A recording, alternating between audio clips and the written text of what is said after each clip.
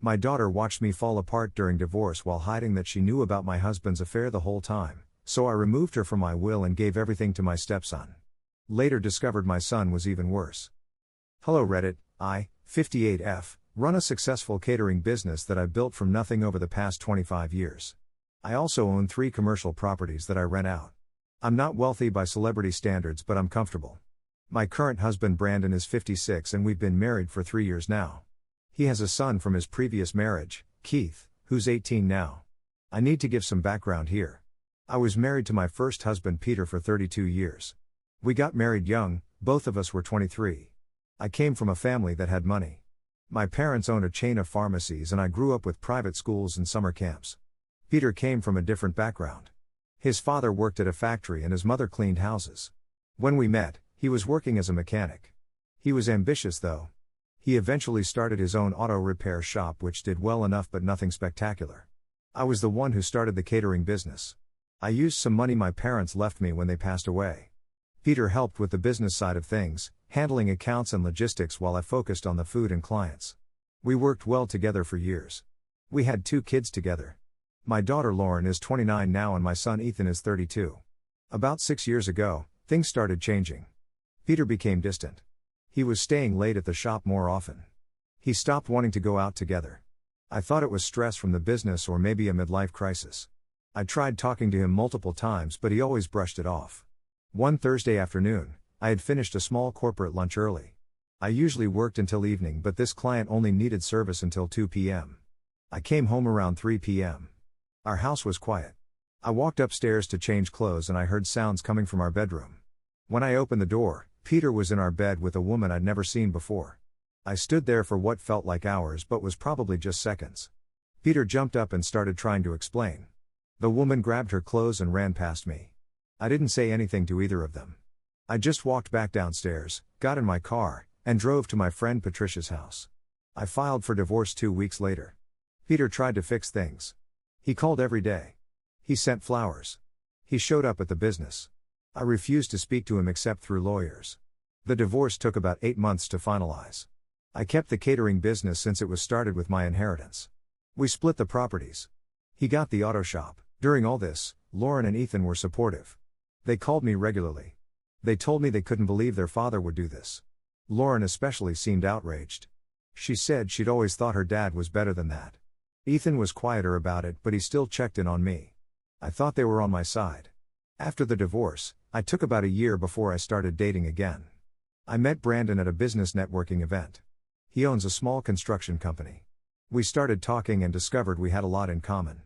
He'd been divorced for 5 years by then. His ex-wife had moved to another state and he had primary custody of Keith who was 15 at the time. Keith and I clicked right away. He's a good kid. He's studying engineering now at the local university. He comes by for dinner twice a week. He calls me mom, not because I asked him to but because he wanted to. His biological mother calls maybe twice a year. Brandon and I got married after dating for 2 years. Now here's where everything fell apart.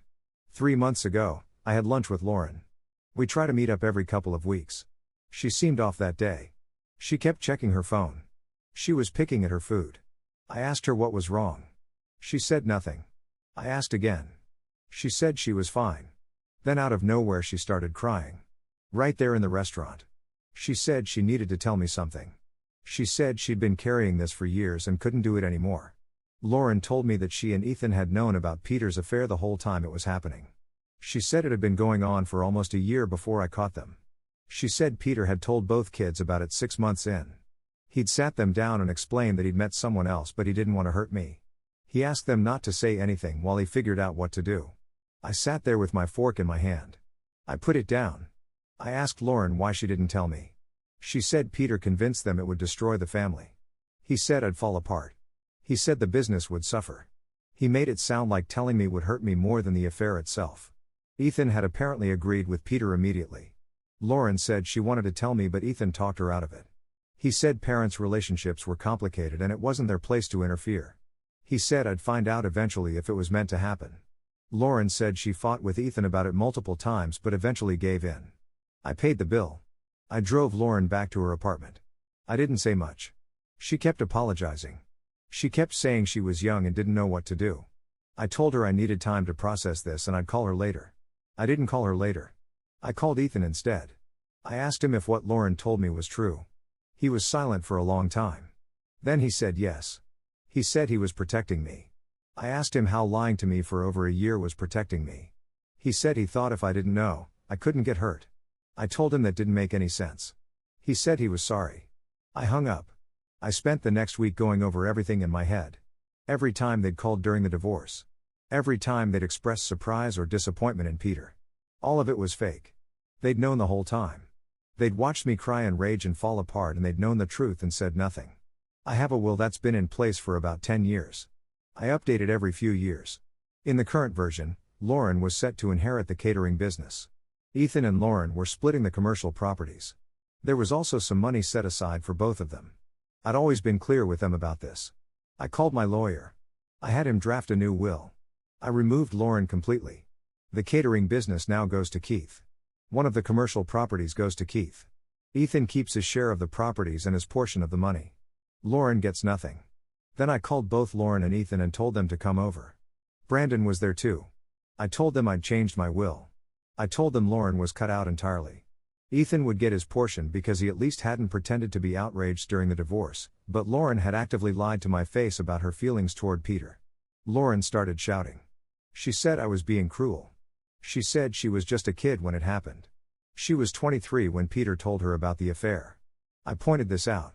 She said that was still young and Ethan had pressured her. I said she made her own choices. Ethan stayed quiet but his face was red. Lauren turned to him and started yelling at him too. She said this was his fault for convincing her to stay quiet. He said she could have told me any time. She said he made her feel like she'd be betraying the family. Then Lauren said something that made me see everything clearly. She said I was choosing Keith over her. She said Keith wasn't even my real son. She said after everything she'd done for me over the years, I was throwing her away for some kid I'd known for 3 years. I told them both to leave. Lauren was still crying and yelling. Ethan had to practically drag her out. Brandon didn't say anything during all this. After they left, he asked me if I was sure about this decision. I said yes.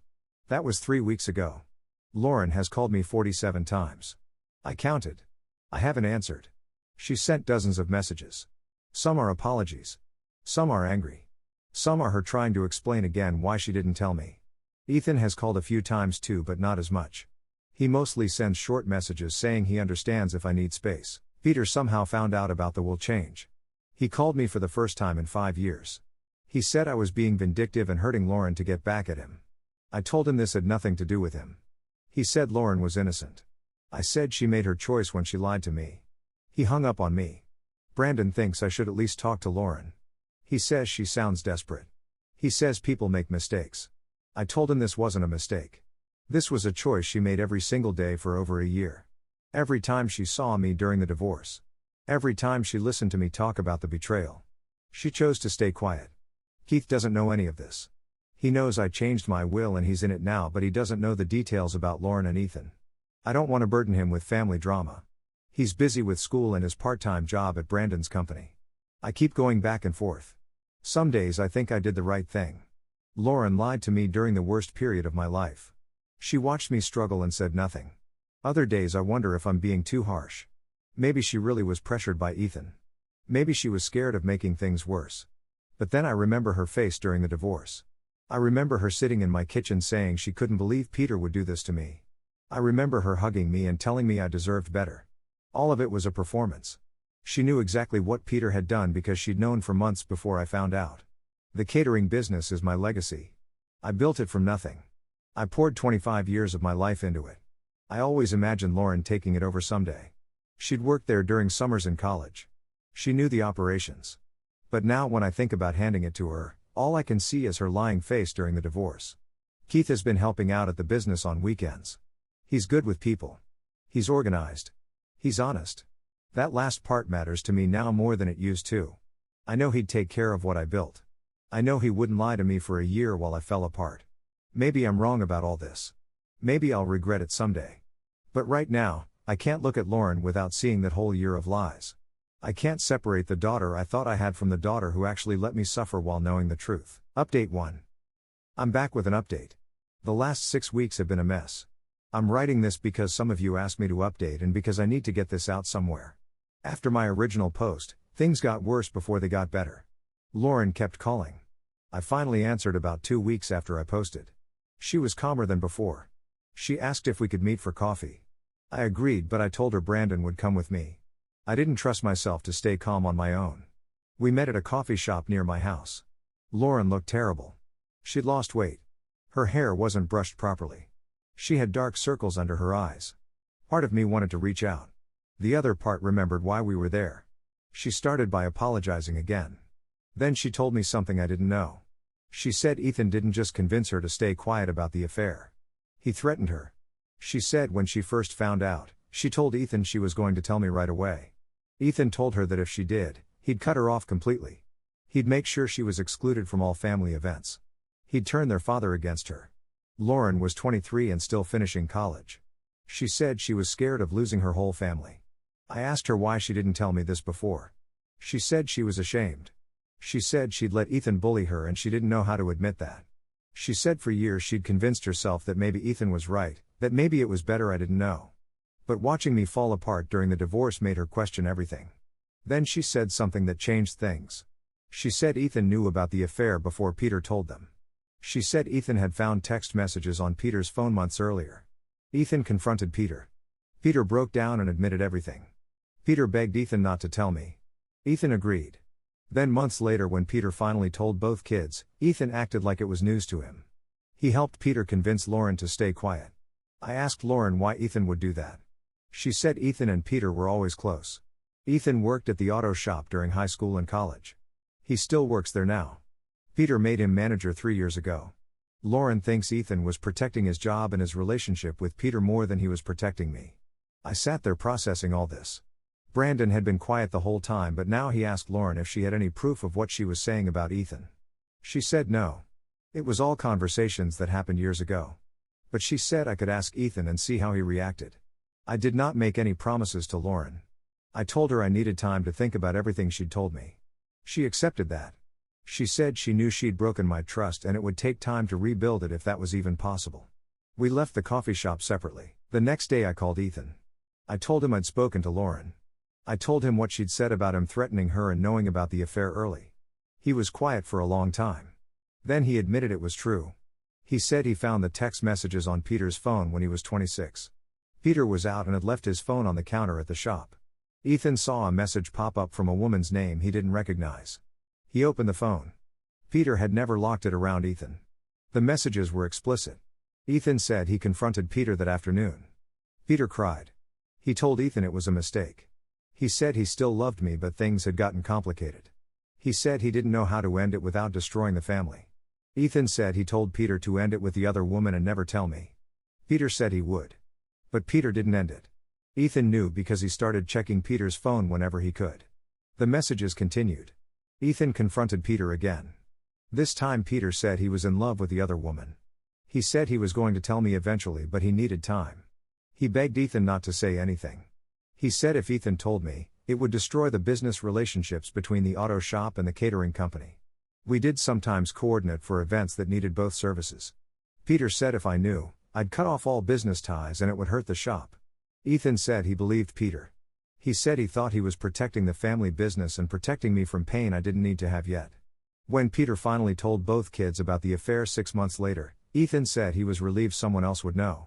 But then Lauren wanted to tell me right away. Ethan panicked. He said he couldn't let her tell me because then I'd find out he'd known for months.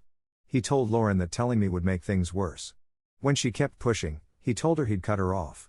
I asked Ethan why he didn't just tell me himself once Lauren wanted to. He said he was a coward. Those were his exact words. He said he'd already lied by omission for so long that he didn't know how to come clean. He said he thought maybe I'd never find out and the problem would go away. When I did find out by walking in on Peter, Ethan said he felt relieved and guilty at the same time. I asked him why Lauren's confession 6 weeks ago had finally brought all this out. He said Lauren had been pressuring him to tell me the truth for the past year. She said she couldn't live with the lies anymore. He kept refusing. When she finally told me on her own, he knew everything would come out eventually. I didn't yell at Ethan. I just told him I needed time to think. He said he understood. Before I hung up, he said one more thing. He said he knew he'd destroyed our relationship. He said he'd made a series of choices to protect himself and Peter instead of doing what was right. He said he'd thought about telling me 1,000 times over the years but never found the courage. After talking to Ethan, I sat down with Brandon.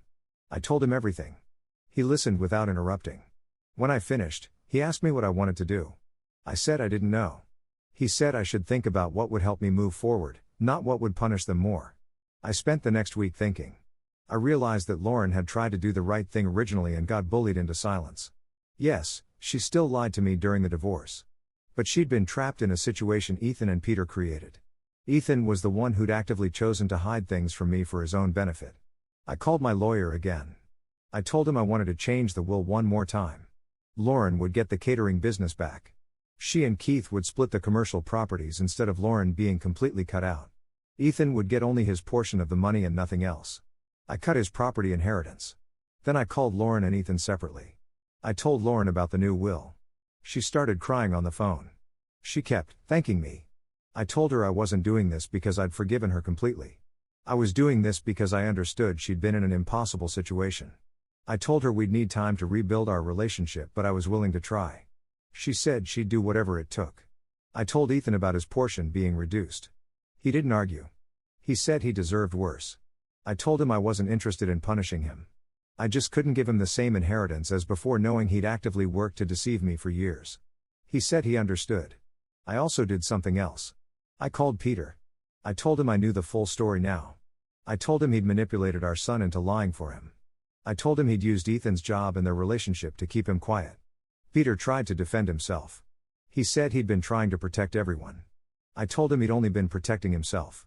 I told him not to contact me or my children again. Then I blocked his number. Lauren and I have had coffee twice since then. The conversations are awkward. We're both trying. She started helping at the catering business again on Sundays. Keith's still helping on Saturdays. They've met a few times. Keith doesn't know all the details, but he knows there was family drama. He's been good about not asking questions. Ethan and I have only talked once since I told him about the will change. He called to tell me he's thinking about quitting his job at the auto shop. He said working for Peter now feels wrong. I didn't give him advice. I just listened. He hasn't quit yet as far as I know. Some people commented on my original post saying I should give Lauren a chance. Others said I was right to cut her out. I guess I'm somewhere in the middle now. I'm not ready to go back to how things were before. But I'm also not ready to lose my daughter completely over something my ex-husband and son orchestrated. Update 2. Things have changed again. I'm writing this because the situation took another turn I didn't expect. Lauren and I were rebuilding slowly. She was working at the catering business every Sunday. We'd graduated from coffee meetups to having dinner once a week. It wasn't like it used to be between us, but it was something. She seemed committed to proving herself. She was punctual. She worked hard. She didn't bring up the past unless I did. 2 months ago, Lauren asked if she could talk to me about something serious. We met at my house. Brandon was out with Keith. Lauren sat across from me at the kitchen table. She had a folder with her. She opened the folder and spread out papers. They were printed emails and text messages. She said she'd been looking through old files on her laptop and found these. They were from Peter to Ethan.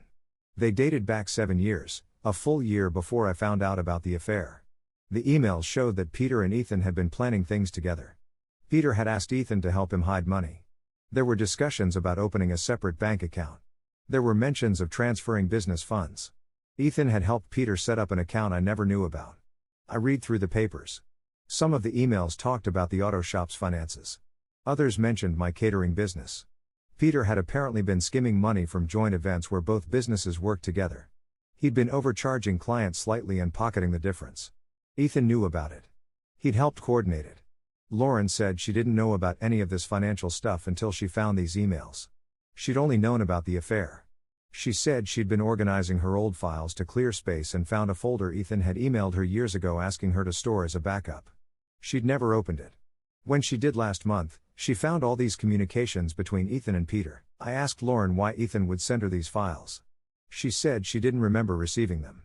She thinks Ethan might have sent them to her by accident when he was emailing her something else. Or maybe he sent them to her as insurance in case Peter ever turned on him. She wasn't sure. I took the papers to a lawyer. Not my regular lawyer who handles my will. A different one who deals with financial issues. He looked everything over. He said it appeared Peter had been stealing from joint business ventures. The lawyer said I could potentially pursue legal action, but it had been years. Many of the statutes of limitations had passed. He said it would be costly and difficult to prove damages. I decided not to pursue legal action against Peter. I was done with him. I didn't want to spend months or years in court fighting over money he'd stolen half a decade ago. But I did need to deal with Ethan. I called Ethan and told him to come over. When he arrived, I showed him the papers. His face went white. He asked where I got them. I said it didn't matter. I asked him if they were real. He nodded. Ethan explained that Peter had approached him about the money scheme about 7 years ago. Peter said the auto shop was struggling. He needed cash quickly. He asked Ethan to help him skim from joint events. Ethan said no at first. But Peter told him if the shop went under, Ethan would lose his job. Peter also said he'd blame Ethan for mismanaging the shop's finances if anyone found out about the problems. Ethan said he felt trapped. He helped Peter. The money scheme went on for about 18 months. Then Peter met the woman he had the affair with. Peter started spending more freely. Ethan got nervous. He told Peter they needed to stop the skimming. Peter agreed. They closed the hidden account and stopped the scheme. Ethan said he thought it was over. But Ethan had kept all the emails and messages. He said he kept them as insurance in case Peter ever tried to blame him for anything. He'd backed them up in multiple places. Apparently one of those backups ended up in Lauren's email by mistake when he was sending her something else years ago. I asked Ethan if there was anything else he'd lied about or hidden from me. He said no. I told him I didn't believe him. He said he understood, but he swore there was nothing else. I told him to leave. After Ethan left, I talked to Brandon. I told him everything. Brandon asked me what I was going to do. I said I didn't know. Part of me wanted to cut Ethan out completely. Another part of me knew that would mean losing my son forever. I called my lawyer again. I changed the will one more time. Ethan now gets only a small portion of money. Nothing else. No properties. No business stake. Just enough that he won't be destitute, but not enough that he can feel comfortable. Lauren keeps what I'd given her back. Keith keeps his portions. I also added a stipulation. If Ethan ever tries to contest the will or cause problems for Lauren or Keith, he gets nothing at all. The lawyer said this kind of clause isn't always enforceable, but it would at least make Ethan think twice. I told Ethan about the changes over the phone. He didn't say much. Just that he understood. I told him I wasn't sure if we'd have a relationship going forward. He said he'd give me all the space I needed. We haven't spoken since that call 6 weeks ago. Lauren has been supportive through all this. She keeps saying she's sorry she didn't find those emails sooner. I told her it wasn't her fault. She couldn't have known what was in files she'd never opened. She's still working at the business every Sunday. She's also started joining Brandon and me for family dinners with Keith once a week. Keith now knows more of the story. Not everything, but enough. He knows there was serious family drama with my ex-husband and that my son was involved in hiding things from me. Keith hasn't asked for details. He just tells me he's grateful to be part of the family. His own mother called last month for the first time in a year. She'd heard somehow that Keith was inheriting part of my estate. She suddenly wanted to visit. Keith told her no. He told her she'd made her choices and he'd made his. She hasn't called back. Peter called me from a different number 2 weeks ago. I don't know how he got past my block. He said he'd heard I'd found out about the money. He said Ethan was lying about being forced into it. He said Ethan had suggested the scheme first. I told Peter the first didn't care anymore. Whatever happened between him and Ethan was their problem. I hung up and blocked the new number. I've been spending more time at the catering business lately. Lauren and I work side by side most Sundays now. We don't talk about the past much. Mostly we talk about menu planning and upcoming events. It's not the relationship we had before all this started. But it's something. Keith joins us sometimes. He's getting good at event coordination. He says he might minor in business management alongside his engineering degree so he can help run things better in the future. Brandon has been steady through all of this. He doesn't give advice unless I ask. He just listens. Some nights I can't sleep and I go over everything in my head. All the lies. All the years of deception. Brandon will wake up and make tea and sit with me until I'm ready to try sleeping again. Update 3. This is my final update. I'm writing this to close out the story for anyone who's been following along. Ethan reached out 3 months after my last update. He sent a letter to my house. Not a text or email but an actual handwritten letter. In it, he said he'd quit his job at the auto shop. He said he couldn't work for Peter anymore knowing how much damage their relationship had caused. He'd found a new job as a manager at a different auto repair business across town. The pay was less but he said it was worth it to have a fresh start. The letter also said he understood if I never wanted to see him again. He said he'd made terrible choices that hurt me. He said he didn't expect forgiveness, but he wanted me to know he was trying to be better. He included his new phone number and address in case I ever wanted to reach out. I didn't respond to the letter. Lauren asked me about a month ago if I'd consider letting Ethan come to Sunday dinners. She said he'd been asking her about me. She said he seemed genuinely remorseful. I told her no. She didn't push it. She said she understood. 2 weeks after that, I ran into Ethan at the grocery store. It was completely by chance. We were both in the produce section. He saw me first. He stood there holding a bag of apples looking like he wanted to disappear. I walked over to him. I asked him how his new job was going. He seemed surprised I knew about it. Then he remembered the letter. He said the job was good. Different management style than Peter's, but good. We talked for maybe 5 minutes. It was surface level conversation. Nothing deep. When we were done, I told him I appreciated the letter. He nodded. I said I wasn't ready for more than this yet. He said he understood. We went our separate ways in the store. I told Brandon about running into Ethan. Brandon asked me if I felt anything during the conversation. I said I didn't know. I said it was like talking to someone I used to know a long time ago. Brandon said that was honest at least. The catering business is doing well. Lauren has taken on more responsibility. She's handling most of the client communications now. Keith is still helping on weekends when he's not busy with school. They work well together. Lauren treats him like a younger brother. Keith respects her knowledge of the business. I've started thinking about stepping back in the next few years. Not retiring completely, but doing less of the day-to-day work. Peter tried to reach out one more time about 2 months ago. He sent a message through Ethan. Ethan forwarded it to Lauren. Lauren showed it to me. Peter wanted to apologize for everything. He said he'd made mistakes and hurt people. He wanted a chance to explain himself. I told Lauren to tell Ethan to tell Peter that I wasn't interested. I haven't heard anything since then. I've been thinking about everything that happened over these past months. I used to imagine my life going a certain way. I'd retire and Lauren would take over the business. Ethan would run the auto shop. We'd all get together for holidays. My grandkids would grow up seeing their family united. That future doesn't exist anymore. Instead, I have a different life now. Lauren and I have a relationship built on rebuilding rather than on the history we used to share. Ethan is someone I see occasionally in grocery stores. Keith has become more central to my daily life than I expected. Brandon's steady presence has mattered more than I realized it would. Some people might say I should forgive Ethan fully. That he was young when this all started. That people make mistakes. Maybe they're right. But I keep coming back to the same thing. He made choices repeatedly over years. He chose his relationship with Peter over honesty with me. He chose his job security over my right to know what my husband was doing. Those weren't single mistakes. They were patterns. Lauren has earned her way back into my life. She was put in a terrible position and eventually tried to make it right. She's worked to rebuild trust. She shows up. She's honest now even when it's hard. That matters to me. The will stands as I last changed it. Lauren gets the catering business and splits properties with Keith. Ethan gets a small amount of money. That's it. I'm not changing it again. I'm done revisiting these decisions.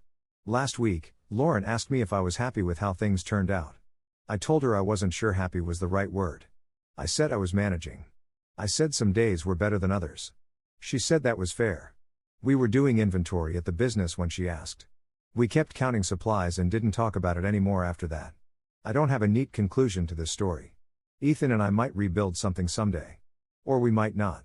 Lauren and I are finding our way forward. Keith is becoming more a part of my family every month. Brandon keeps everything stable. The business continues. Life moves on whether or not everything gets resolved. That's where things stand now. I'm not writing any more updates after this. This chapter is closed as much as it's going to be.